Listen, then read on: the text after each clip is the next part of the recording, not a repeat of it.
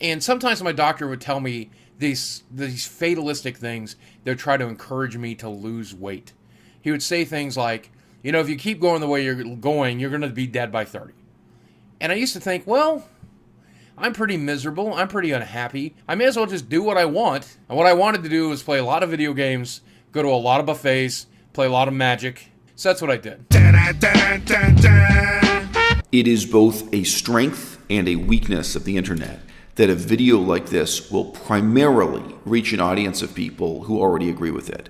I know that these videos I make about the importance of quitting video games and overcoming video game addiction, they primarily reach an audience of people who already agree with my basic premise. Some of them send me fan mail saying that my videos help them to kind of reinforce their commitment. It helps them to kind of reflect on why it is they're quitting video games and feel highly motivated to try to lead a more meaningful life, to continue as adults not having video games as part of their life. And you need to stay mentally and physically fit so that the quality of your life is good, so that your life is enjoyable. And sure, right now, it might be very enjoyable to smoke or drink a lot. It may be very enjoyable to do some drugs. It may be very enjoyable to be eating whatever you want. It may be very enjoyable to not have to exercise and deal with that bullshit. Yeah, that may be very enjoyable now. People are always so eager to give me advice. Here's a little bit of advice back. Take care of your body. However, these videos will also reach a smaller number of people who still have an excuse-making mentality towards video games. People who are still committed to playing video games and committed to making excuses for the habit as adults. So I'm going to open this video by appealing to those people with the following comparison, the following example, before we get into the main topic of the video. Can you imagine going to a museum? You can imagine this as a museum of art or a museum dealing with history and politics. Let's say a war museum, explaining the history of a particular war. You go to a museum and you look at the crowd of people there walking through the exhibit hall. You see three types of people. There are some people who are at such a low level of education, such a low level of knowledge, such a low level of prior interest, that they can't appreciate what the museum is trying to teach them at all. They can't enjoy being there, and they maybe just kind of walk through feeling alienated and out of sorts and in the wrong place. They're just not comfortable with it. Second group of people who are at a level of knowledge, sophistication, education, prior interest. They're at a level where they really can enjoy and appreciate being in the museum, and I suppose they learn something. It's educational for them in some sense. But then there's a third group of people. There's a third group of people you might not be able to see so easily at all. There are people who are already at too high a level of knowledge, expertise, sophistication, and experience. People who are at a level where they feel alienated from that museum exhibit, where they may even feel disgusted with the museum exhibit because they're real specialists. All right? If you really have specialized, in-depth knowledge about the history of this war, and you go to a war museum, you may be walking around saying, this is all just propaganda. This is all just at a low level intended for children. Many museums are. Many museums are designed to be an educational experience for children and school groups that go through with the teacher leading. And you look around and think, this isn't for me. This isn't for someone at my level of sophistication, expertise. Like if you have a specialist's view of that war and that political history, you're interested in current controversies in the scholarship and reinterpretation and documents that have recently emerged that challenge what we thought about that history just 20 years ago. And you're walking around, you're feeling totally alienated and maybe even kind of angry and pissed off, and you feel, I can't enjoy this at all, and I don't even want to see this. I don't even want to be part of what's going on in this museum at all. And obviously, within something like an art museum, there's also a sense in which you may, if you're really serious about the fine arts, you may be walking around feeling, this isn't for someone like me. This isn't for someone at my level of sophistication, all right? There's a false assumption on the part of many of the defenders of video gaming as a habit that if I can't appreciate playing video games, It's because I'm at such a low level of sophistication, such a low level of education or experience within that medium, that I can't appreciate the artistry. I can't appreciate the cultural content, or I can't appreciate the skill, that I can't appreciate the redeeming qualities that are involved in video games. That I'm like some bumpkin walking around a museum who just feels totally alienated from that museum.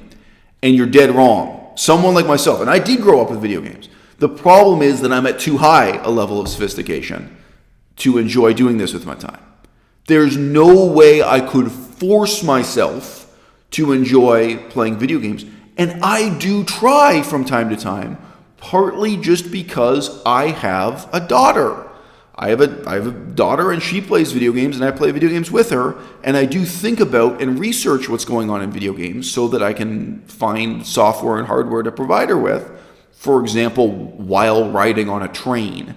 If you have a 3-hour train journey with a small child, that child has a very limited ability to do something productive with that time on the train. If I was there alone without my daughter, I could get a lot of work done during a 3-hour train journey. And for me, I even look forward to that. Wow, I can sit down with my computer and sit down with books. Okay? I have to appeal to you, if you still play video games, just to use your imagination that way.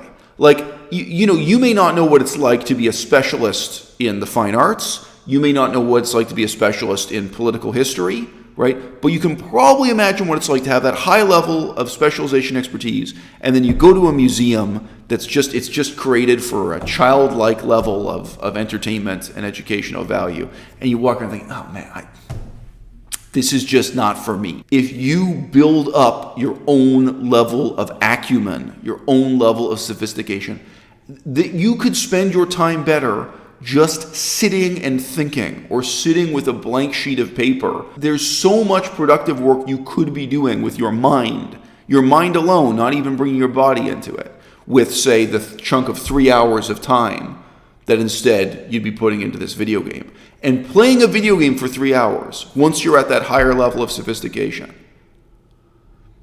it's misery. And if you get arthritis at 40 like I did, trust me, you're not going to like it.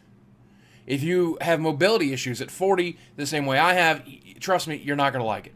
If you have onset diabetes around the age of 35, trust me, you're not going to like it. At my last doctor's checkup, I was told my blood pressure was abnormally high for someone my age, and my doctor wanted to put me on blood pressure medication. I was only like 22 or 23. Between being really unhappy with what I saw in the mirror, my dad's heart scare, and then my own heart scare, I realized I needed to make some serious lifestyle changes. So I immediately went kind of cold turkey on life, really.